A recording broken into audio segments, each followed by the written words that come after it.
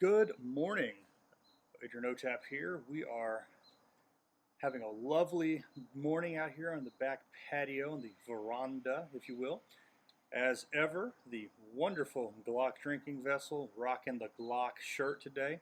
Both, of course, courtesy of our dear friends right down the road there at Big Boys Guns and Ammo in Mustang, Oklahoma. And they don't even pay me to plug them in these videos. I really should talk to them about getting some sponsorship dollars out of this deal, but I just love those guys. They know me, they love me. The feeling is mutual. I'm there every month for the Glock matches, Glock Shooting Sports Foundation. It's 3 monthly matches. It's always a series of 3, and you have to shoot in at least 2 out of 3 matches to be eligible to win a free Glock handgun. So if you're interested in winning free guns or door prizes, raffle items like shirts like this, they have drinking vessels, they have knives, bayonets, entrenching tools, hats, backpacks, range bags, all kinds of goodies, and of course, free guns potentially. Check them out. And of course, climate controlled, air conditioning. The range is just a great facility. They have training. They are a gun store, full service FFL. They can get all your, they can take care of all your needs. So anyway, what we're going to talk about today, I guess what I'm titling this is Carry in Oklahoma, open, concealed, constitutional / permitless. The difference, what it means, because after last night's video and the ongoing controversy over the activist that was arrested recently this week because of the photograph taken in front of police headquarters this past Monday, and the person that they're after, as well as some photos that were posted on my Facebook by someone that probably should not have posted those photos, quite frankly, from the Black Open Carry March that took place on the 20th of June of this month. Basically, it would look like someone had taken some screen captures of some video footage from that event and was able to spot some other individuals that were improperly carrying firearms at that event. It looks like they had some long guns, some rifles, some AR-15s, and some shotguns of various sorts that were being improperly carried without slings, scabbard, or holsters, just being carried by hand, which is, of course, against state law. And there's questioning, why are these people not being sought by authorities? Why has the district attorney not issued warrants for these people's arrests? Why is there not an APB out for them? Why are we not trying to identify them? Why is there not a Crime Stoppers bulletin for these people? So those are legitimate questions.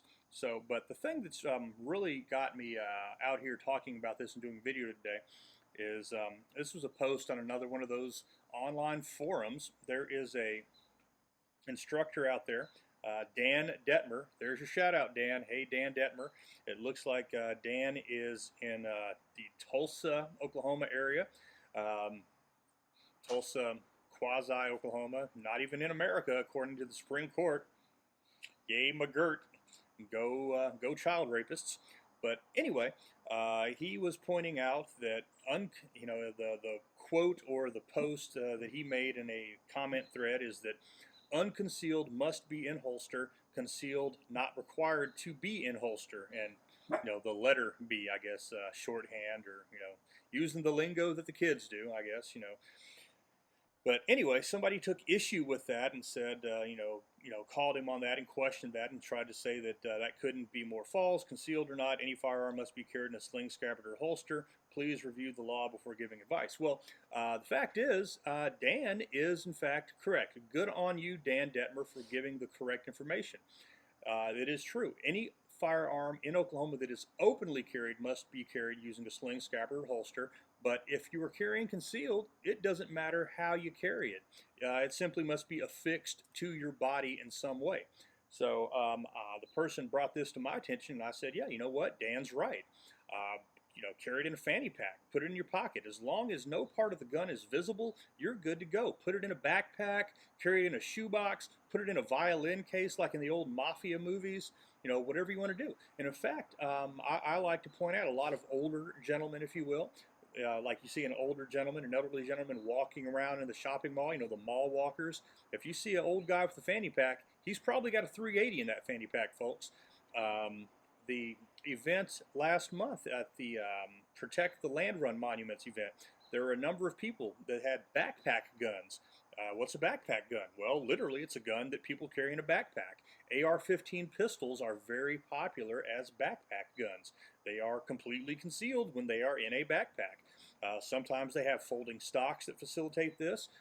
Sometimes, you just disassemble them. You separate the upper and the lower receiver. All right, so we were talking about backpack guns before this got cut off.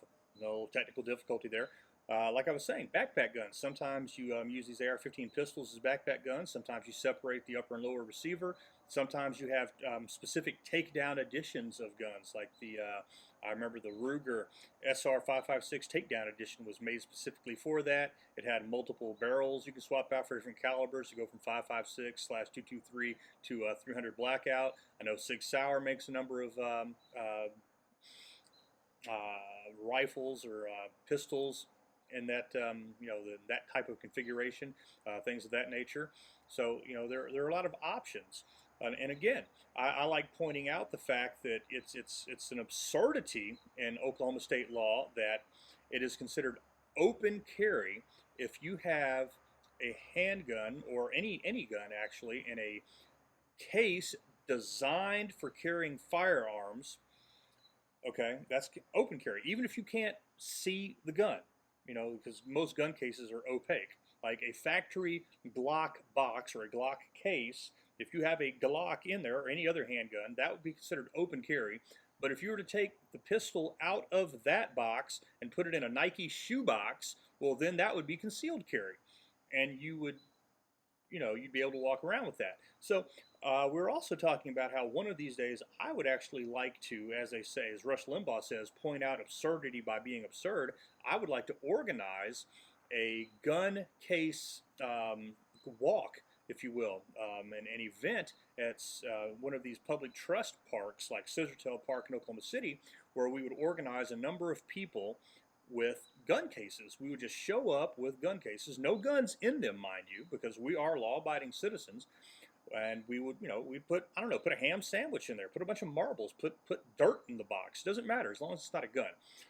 Because, if there was a gun in it, and, it would be considered open carry. And open carry is not allowed at this park, which is still the public's dirt. It's the public's property.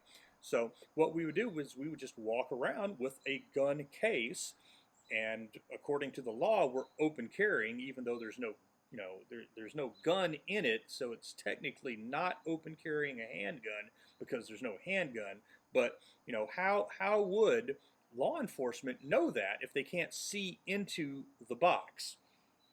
But since they can't see into the box, where's their probable cause to think that there is a gun in the box? So it'd be an interesting experiment to undertake. So that's what we want to talk about. And also, the thing that brings up these questions is the fact that a lot of people have misunderstandings over the constitutional carry or the permitless carry, and they're misconstruing that and thinking that it means open carry. They're getting the two terms mixed up.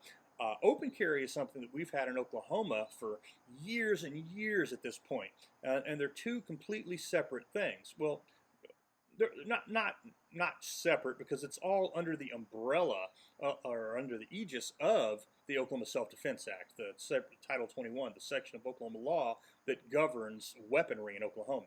It's not separate things. It's a subsection.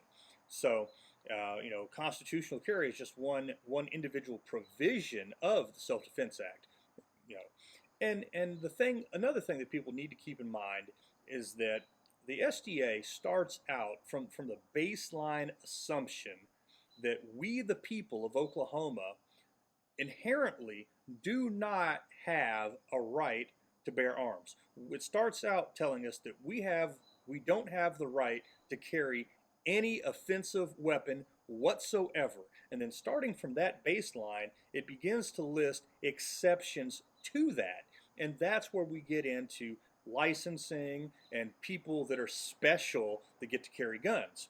You know, it starts out by saying if you're in law enforcement, okay, you can have guns. If you are a licensed private detective, you can carry a gun. If you are armed security, you can carry a gun. If you have a handgun license, you can carry a gun.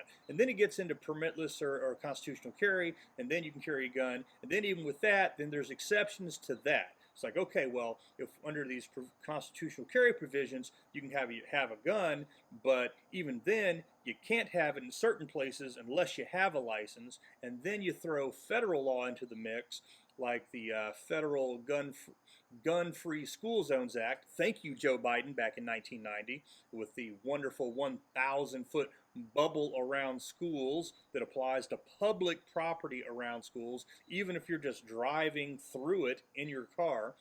You know, that's, you know, again, I've been talking about this a lot as of late because, again, Joe Biden could be our next president, and this is just a crazy thing where you're driving through no fault of your own. You might catch, you know, federal charges. That's a $5,000 fine and a 5-year stay in the Gray Bar Hotel, and that's a bad day. That's not a good day for you. So let's keep these things in mind. So when it comes to guns in Oklahoma, concealed carry, it doesn't matter how you carry it. It doesn't matter where you stash it on your body. You can stick it in your pocket. You can stick it down your pants. Probably not the safest way to do it, but as long as it's completely covered up, you are within the law in doing so.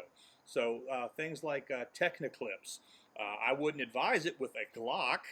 I mean, I have a Techniclip on one of my handguns. It's a Ruger. It has a mechanical safety. I don't want to blow my balls off, you know, and that's really what it comes down to. But, you know, with you know, something like a Glock, something that doesn't have a mechanical safety, you know, you're going to want to have something with a trigger guard. That's why holsters are a good idea. It's all about firearm safety and being a rational, responsible firearms owner, folks. That's what it's about at the end of the day. But again, and there's no limit on how many guns you can have on you. You know, they have to be physically attached to your body in some way. I like to tell people you can't pull a little red wagon full of guns behind you, but if you can strap them to you or you can duct tape them to your head, whatever, then you're good to go. But as long as you can cover them up, it doesn't matter how you affix them to your body. That's really what it comes down to. And of course, they have to be affixed to you. You know, you cannot carry them in your hand, and that's what these people got in trouble for this past Monday when they did their show and tell. And that's something you should never ever do when you're in public. In the confines of your own home, on your own private property, that's a different story. And even then, it's not a safe thing to do. It's not a smart thing to do. Proper, safe firearms handling. You know, lock the slide to the rear, unload it, remove the magazine, take the ammunition out, you know, render it inoperable. You know, don't pose for pictures with these things. It's not a good idea, and obviously, it's just plain illegal. And the long arm of the law is out there. There's cameras everywhere. Sometimes the camera that they will use to get you with will be your own camera. So let's be aware with this. You know, what's the old saying? You know, there's nothing more embarrassing than being shot with your own gun. Well, you know what's a close second? Being convicted by camera footage from your own camera. And with that, I'm going to end this video. Again, if you know the law, you're a lot less likely to break the law. Forewarned is forearmed. I'm Adrian Otap. You know, carry safely, responsibly. Follow us on Facebook, YouTube, Patreon. If you haven't, get on top of it. I don't know what you're waiting for. YouTube.otap.com, Patreon.otap.com. You know, go over there, subscribe, get the notifications, all that fancy high-tech stuff. You youngins probably know more about that than I do. And that's all I've got for this morning. Have a great day. It is going to be a beautiful, beautiful day, folks. Hey, get some range time. OTAP out.